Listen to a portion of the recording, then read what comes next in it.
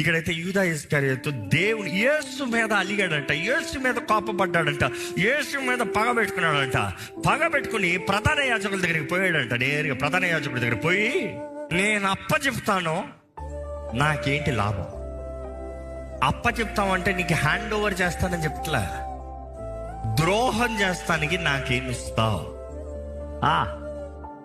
ఇది వేరే level reality. నేను దేవుడికి ద్రోహం చేస్తాను, నాకేమి ఇస్తావు? వారంటే లెక్క చూసి ఇచ్చారంట. అది ఎంత అనేది అప్పుడు 30 వెండి నాణాలు. ఈ రోజు ఎకానమీ ప్రకారం చూసి మన భారతదేశం లెక్కలో చూడాలంటే 6.5 లక్షలు 6 లక్షలు అని చెప్పచ్చు.